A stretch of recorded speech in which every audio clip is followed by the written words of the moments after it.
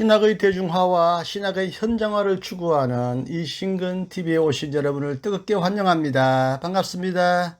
그리고 고맙습니다.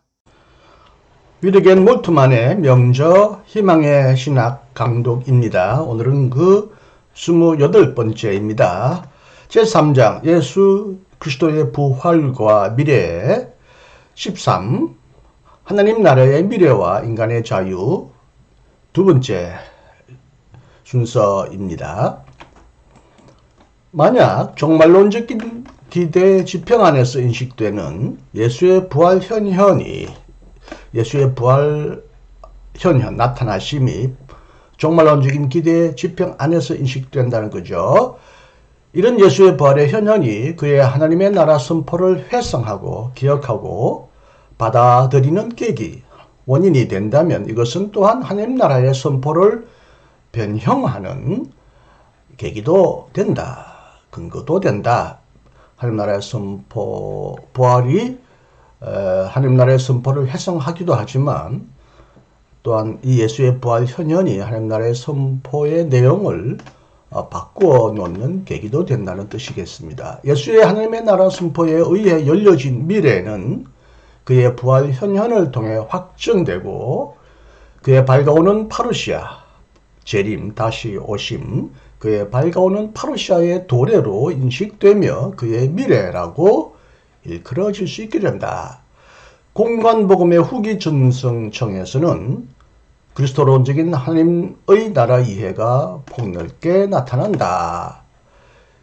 공관복음의 이제 초기 전성에서는 이제 그리스도론적인 것이 아니라 신론적인 하나님의 나라 이해가 이제 후기에서는 그리스도론적으로 새롭게 해석되고 확장되거나 변형된다는 뜻이겠습니다. 여기서는 그리스도의 나라 혹은 인자의 나라, 인간의 아들, 다니엘서에서 말하는 인자의 나라 표상이 유대교의 메시아의 나라 표상과 결합되는 가운데서 전개된다.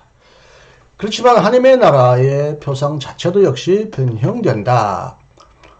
물론 새로운 순종을 위해 지금 결단할 것을 촉구하는 내용도 여전히 존재한다. 하나님 나라의 도래 앞에서 결단할 것이라고 하는, 결단해야 한다는 실존적인 결단 촉구에 대한 내용도 존재한다. 하지만 순종하면서 새롭게 살아갈 것을 요구하는 이 부름, 이 촉구는 인간의 결단과 윤리적인 회심보다는 하나님의 부활 행위 안에서 근거와 전망을 얻게 된다.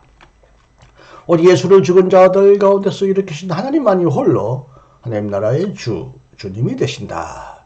이 부활의 사건 가운데서 하나님은 자신을 무로부터 창조하신 분으로 입증하신다.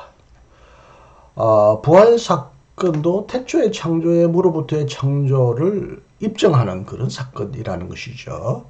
그래서 그리스도인에게 창조론의 근거는 단순히 창세기에 구약의 창조 신앙의 근거에 있는 것만이 아니라 죽은 자들부터 부활하신 예수 그리스도의 그 부활 사건을 통하여 창조가 재해석되거나 다시 확정되거나 입증된다고 할 수 있겠습니다. 부활은 바로 새로운 창조라는 것입니다. 그렇다면 이제 그분의 나라는, 하나님의 나라는 세계와 인간의 불신앙 상태를 변혁하는 역사적인 행위 안에서 발견될 수 없다. 하나님의 미래는 세계사의 경향으로부터 생겨나지 않는다. 하나님의 미래는 어떤 세계사가 전개되는 그 경향성으로부터 해석되거나 생성되는 게 아니라는 거죠. 하나님의 통치는 죽은 자들을 일으키시는 하나님의 행위다. 하나님의 통치의 본질은 잘났다고 하는 것들을 없애시려고 아무것도 아닌 것들을 택하신 바울의 말 고린도전서 1장 28절 하나님의 행위에 있다. 따라서 하나님의 나라를 구원사적으로 신론적으로 구원사적 어떤 하나님의 구원의 역사를 몇 단계로 이렇게 수적으로 나눠서 계산하는 그런 추상적인 사변적인 구원사적 이해 혹은 이신론적 하나님이 이 세계를 창조하신 후에는 간섭하거나 개입하지 않는다는 이런 이신론적 이런 이론으로 세계사의 결과 혹은 하나님의 세계 계획의 결과로 생각하는 것은 불가능해진다. 따라서 하나님 없이 하나님의 나라를 생각하는 것도 불가능해지며, 당연히 그렇죠. 하나님의 나라는 하나님 없이 생각된다는 것은 무신론적인 유토피아는 될지언정 기독교적인 하나님 나라 이해가 될 수 없겠죠. 하나님 자신을 최고의 선으로 여기면서 하나님을 최고의 도덕적인 어떤 가치, 최고의 도덕적인 선으로 여기는 이런 도덕적 하나님 이해, 특히 현대신학에서 칸트의 영향을 받아서 하나님을 최고의 도덕적인 선으로 이해하는 이런 경향이 있었는데, 이것을 칸트는 몰트만은 비판합니다. 하나님을 최고의 선으로 여기면서 하나님을 하나님 나라의 이상, 이념 혹은 이상, 이데아, 아이디어로 해소하는 것도 불가능해진다. 하나님을 단순히 최고의 선으로 이해하는 이런 하나님의 최고 선 이념 개념으로 하나님을 해결해버리는, 해소해버리는 것이 불가능하다는 것입니다.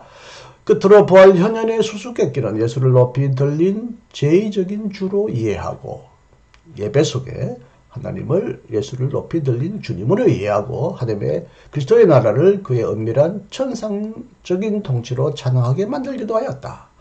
이처럼 어떤 표상들로 해석되든 십자가에 달린 자의 부활에 대한 해석은 하나님의 나라 약속에 대한 이해를 판가름하는, 판단하는 잣대가 되었다. 이처럼 매우 다양하게 생겨나는 하나님의 나라 이해 가운데서 우리는 다음과 같은 특징들을 확인한다. 1. 예수의 십자가와 부활 현현에 대한 경험은 하나님의 나라 메시지의 새로운 특징을 부여하였다. 그의 십자가와 그의 부활은 분명히 그 자신에 의해 열려진 하나님 나라의 미래와 도래를 변형하였다. 하나님 나라의 미래와 도래의 내용을 바꾸어 놓았다. 하지만 이와 동시에 하나님의 나라는 이로써 구체적인 형태, 즉 십자가에 달린 자의 부활 사건의 형태를 지니게 되었다. 이 사건을 통해 하나님의 나라는 단지 그리스도론적으로 변형되었을 뿐만 아니라 구체적으로 표상 생각되었다. 만약 예수가 죽은 자들 가운데서 부활하였다면 하나님의 나라는 새 창조보다 못한 것일 수 없다.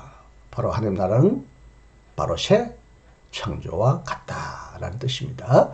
만약 부활한 자가 십자가에 달렸던 자라면 하나님의 나라는 십자가의 덮개 아래 있다. 오고 있는 하나님의 나라는 이 땅에서 그리스도인들의 고난 안에서 구체적인 형태를 지닌다.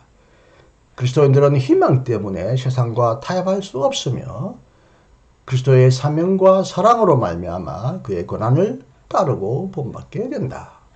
하지만 이처럼 그리스도의 십자가와 부활을 바라본다고 해서 하나님의 나라가 정신적인 것으로 변하거나 하나님의 나라 같은 정신적인 대상, 이념적인 추상적인 대상으로 변질되거나 피한적인 저 너머에, 이 언덕 저 너머에 혹은 내세적인 단순히 저 초월적인 실체로 변하지 않는다. 오히려 그것은 이 세상적인 것이 되며, 왜냐하면 하나님의 나라는 새 창조이고요. 예수의 부활은 새 창조와 같은 것이기 때문에 이 세상을 변혁하는 힘이기 때문에 바로 부활은 이 세상적인 것이 되는 것이고요. 하나님을 믿지 않고 하나님에게 버림받은 세상과 갈등하고 대립하게 된다. 이 예수의 십자가와 부활을 경험함으로써 하나님 나라가 단지 그리스도론적으로 이해되었을 뿐만 아니라 이제 종말론적으로도 새롭게 이해되었다. 예수의 십자가와 부활에 대한 경험이 예수의 그 메시지나 예수의 생애를 활성화하는 계기가 되었을 뿐만 아니라 또한 그것을 변형하기도 하면서도 또한 동시에 이제 종말론적인 미래로 이해되는 계기가 되었다는 것입니다. 최초의 십자가, 최초의 교회, 원시교회, 초대교회는 십자가 경험과 부활 경험을 근거로 하여 성취된 시간 속에서 산 것이 아니라 미래를 바라보며 살았다. 물론 부활 경험과 성령 체험은 성취의 종말론을 초래할 수 있는 계기가 될 수 있었다. 그래서 십자가 경험과 현실의 모순 경험이 성령 안에서 시작된 것처럼 생각될 수 있었다. 오직 예수의 십자가가 이 땅 위에 세워졌음을 믿는 현실주의만이, 그리고 사명을 실천하는 중에 항상 인식하게 되는 구원받지 못한 이 세상의 모순을 인정하는 현실주의만이 이러한 종교적 혹은 제의적 가현설을 거짓된 것으로 폭로할 수 있다. 마치 부활 경험과 성령 체험을 통해서 이 세상이 완전히 구원받은 것처럼, 종말이 완성된 것처럼 착각하는 것은 하나의 가현설이라는 것이고, 그래서 바울도 아직 오지 않은 종말론적인 하나님 나라의 미래, 하나님 나라의 이해를 통해 종말론적인 제의적인 열광주의에 대항하였던 것이다. 고린도 교회 교인들이 성령 특히 체험 속에서 종말이 완성된 것처럼 그렇게 생각할 때 바울은 아직도 종말론이 다 오지 않았음을 주장했습니다. 아니 이것을 종말론적 유보라고 그러죠. 이미 왔지만 완전히 오지 않았다. 아직 종말은 그리스도의 십자가의 고난의 경험 아래에 있다. 그 덮개 아래에 있다. 그러면서 여전히 십자가의 종말론을 바울은 주장했죠. 만약 예수의 부활이 하나님의 나라를 새롭게 희망할 수 있는 근거가 되었다면 성령을 받았다는 사실 자체가 곧 약속된 미래의 실현일 수는 없다. 오히려 성령은 아직 오지 않는 미래의 첫 열매로 주어졌으며 따라서 육의 일에 대항하여 싸운다. 만약 하나님의 나라가 죽은 자들의 부활을 의미한다면 그것은 새 창조다. 그렇다면 높이 들린 주는 수많은 제의적 수많은 제의 가운데서 숭배되는 여러 가지 이방인들의 주님들 중에 한 주일 수도 없고, 참된 제의적인 주로 이해될 수 없고, 오직 우주의 통치자로만 이해될 수 있다. 헬라 교회의 고향의 그리스도론이 높이 들림을 믿는, 높이 들린 그리스도를 예배하는 그런 그리스도론이 주장하는 부활하고 높이 들린 그리스도의 통치는 종말론적으로 잠정적인 것이며 아직도 다 완성되지 않는 그런 것이다. 만물을 새롭게 할 하나님의 유일한 통치의 목적에 봉사한다. 그리스도의 통치는 하나님의 유일한 통치에 기여하는 것이지 그리스도의 통치로서 종말이 완전히 실현된 것이 아니다. 그렇다면 하나님 나라 메시지의 그리스도론적 이해는 예수가 선포한 하나님의 나라 메시지를 변형하기보다는 오히려 이를 보편적인 것으로 만들며 새로운 존재의 전체성을 위에 이를 열어놓는다. 새로운 존재의 전체성. 만물의 종말론적인 미래를 향해 열어놓는다. 그렇다면 부활 현현은 죽음을 정복하는 하나님의 나라를 기대하는 계기가 되며 허무한 만물 가운데서 하나님의 의의가 실현되기를 기대하는 계기가 된다. 만약 하나님의 나라가 새로운 창조 행위와 함께 시작된다면 결국 화해자는 창조자가 되는 셈이다. 여기서 화해자는 바로 창조자임을 드러낸다는 거죠. 화해자가 따로 있고 창조자가 따로 있을 수가 없죠. 흔히 이제 하나님은 창조자라 그러고 이제 성령을 화해자다. 그렇게 아니 이제 그리스도를 화해자다. 이게 칼바르트가 그렇게 표현하긴 했는데요. 물론 삼위 하나님은 또한 한 분 하나님이지만 창조자와 화해자를 구분은 할 수 있지만 분리할 수 없듯이 창조자와 화해자도 역시 그렇죠. 그리고 화해를 바라보는 종말론은 온 피조물의 화해를 포함해야 할 것이며 만물을 포괄하는 종말론을 전개해야 할 것이다. 십자가 안에서 우리는 만물이 하나님에게 버림받았음을 인식하게 된다. 그리고 십자가와 함께 우리는 만물에게 의와 생명과 평안을 주는 하나님의 나라가 아직은 실제로 실현되지 않았음을 인식하게 된다. 그러므로 하나님 나라는 부활과 새 창조보다 못한 것일 수 없다. 즉 하나님 나라는 부활과 새 창조와 동일하다. 같은 것이다. 하나님 나라의 희망은 이보다 못한 것으로는 만족할 수 없다. 하나님 나라의 희망은 새 창조 이전의 것으로 만족할 수 없다는 거죠. 이러한 보편성 때문에 하나님 나라를 새롭게 희망하게 된 우리는 고난을 받게 된다. 즉 우리는 버림받고 구원받지 못한 그리고 허무한 것에 굴복하고 있는 만물로 인해 고난을 받게 된다. 이러한 보편성 때문에 우리는 하나님의 자유를 향해 소리치는 온 피조물의 고통과 기다림에 동참하며 로마서 8장 22절 피조물의 탄식을 말하죠. 만물 속에서 하나님의 미래를 향한 갈망과 신음, 채워지지 못한 개방성을 인식한다. 그러므로 하나님의 나라는 만물의 미래적 지평을 위한 약속과 희망으로서 이 땅에서 현존한다. 이 지평은 아직 그 자체 안에서 진리를 소유하지 못하고 있다. 바로 그렇기 때문에 이 지평은 역사적인 성격을 지닌다는 사실이 인식된다.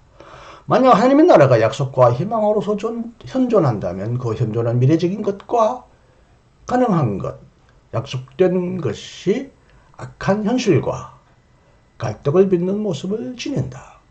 종교개혁자들은 하나님의 나라가 십자가와 반대 현상의 덮개 아래에 있다고 말하였다. 이 말은 하나님의 나라가 이 땅에서 그 반대 현상 아래 숨겨져 있음을 의미한다. 즉 자유는 실현 아래, 행복은 고통 아래, 정의는 불의 아래, 전능은 약함 아래, 영광은 무지 아래 숨겨져 있다. 영광은 무지라고 하니 좀 어색한데요. 수치가 아닐까요? 제가 여기서 오역이 했나요? 한번 다시 대조해 보실 수 있기 바랍니다. 영광은 수치 아래 숨겨져 있다가 더 적절한 표현일 것 같습니다. 이처럼 하나님 나라는 십자가에 달린 자의 통치의 모습을 지니고 있다는 사실이 인식되었다. 이것은 올바른 인식이요 포기할 수 없는 인식이다.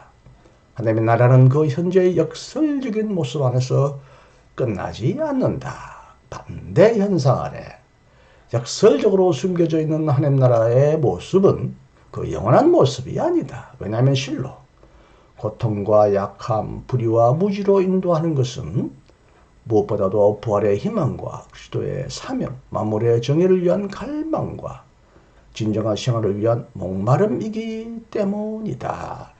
갈등은 역사와 죄책, 죽음에 대한 경험으로부터 저절로 생겨나지 않고 이런 경험에 저항하는 약속과 희망으로부터 생겨난다. 약속과 희망은 이런 경험에 더 이상 더는 안주할 수 없게 만든다. 만약 하나님 나라의 약속이 만물에 이르기까지 보편적 종말론적 미래의 지평을 전개한다면 희망하는 자가 종교적으로나 제의적으로 이 땅을 포기하는 것은 불가능하다. 오히려 그는 죽음과 허무의 세력에 굴복하고 있는 이 땅을 온유하게 부드럽게 자비롭게 받아들여야 하고 만물이 새로워질 수 있도록 노력해야 한다. 그런 화해의 고향을 위해 고향을 잃은 자들과 함께 고향이 없는 자가 된다. 그는 하나님의 평화를 위해 평화가 없는 자들과 함께 평화가 없는 자가 된다. 그는 오고 있는 하나님의 의를 위해 불의한 자들과 함께 불의한 자가 된다. 만물의 의와 생명, 평화와 자유, 진리를 가져다 주는 하나님의 나라의 약속은 배타적인 것이 아니라 포괄적인 것이다. 그러므로 사랑, 고난의 연대성도 포괄적이다. 그것은 그 어느 것도 배제하지 않고 모든 것을 포함한다. 모든 것을 끌어안는다. 하나님은 모든 것 가운데서 모든 것이 되실 것이다. 만유 가운데서 만유가 되실 것이다. 하나님 나라의 약속 프로미시오는 세상을 향한 사랑의 파송 미시오의 근거가 된다. 묘하게 약속이라는 라틴어 프로미시오는 파송 미시오의 근거가 되죠. 미시오에 프로를 붙이면 앞으로 향하여 보낸다. 이것이 바로 약속의 성격이라는 것이죠. 하나님 나라의 약속은 성령 안에서 자신을 비워서 몸으로 순종할 수 있게 한다. 왜냐하면 안쪽이 바깥쪽이 될 것이기 때문이고 또 그렇게 되어야 하기 때문이다. 안과 겉이 바뀐다. 꼴찌가 으뜸이 된다. 세상이 전복되고 뒤바뀐다. 이런 뜻이겠습니다. 그리고 헤겔이 말했듯이 그리고 사람들이 이성을 하나님의 영으로 이해하여 헤겔의 말을 신학적으로 풀이하듯이 현실적인 것은 이성적인 것이 되고 이성적인 것은 현실적인 것이 될 것이기 때문이고 또 그렇게 되어야 하기 때문이다. 해겔의 유명한 말이 있죠. 현실적인 것은 이성적인 것이고 이성적인 것이 현실적인 것이다. 근데 여기서 말하는 이성, 독일 말로는 페어눈프트라고 그러는데 독일에서는 이것은 또한 가이스트, 정신이라고 말하는 가이스트가 또한 영이라고도 번역되는 영과도 일치한다. 이렇게 말하는 이 해겔의 말을 인용합니다. 성령의 첫 열매 아래서 성령으로 충만하고 성령이 활동하는 현실을 향한 갈망이 일어난다. 로마서 8장 23절, 고린도전서 15장 42절 이하. 자, 오늘도 희망의 신학 강독을 마칩니다. 끝까지 경청해 주셔서 감사합니다. 이제 오늘, 내일이 지나면 2022년도 이제 마지막을 구하고 이틀 후에 새해가 다가옵니다. 새해와 더불어 희망의 하나님이 여러분 앞에 여러분에게 더 큰 약속과 기대와 즐거움으로 다가올 수 있기를 간절히 기원하면서 올해도 함께 해주신 것 감사드리며 내년에도 여러분과 함께 할 수 있기를 기대합니다. 더 잘 할 수 있기를, 더 열심히 노력하기를 여러분에게 약속해 드립니다. 희망 가운데서 밝아오는 내일 새해를 맞이할 수 있기를 기대합니다. 또 만날 수 있기를 기대하면서 안녕히 계십시오. 감사합니다. 이신근이었습니다.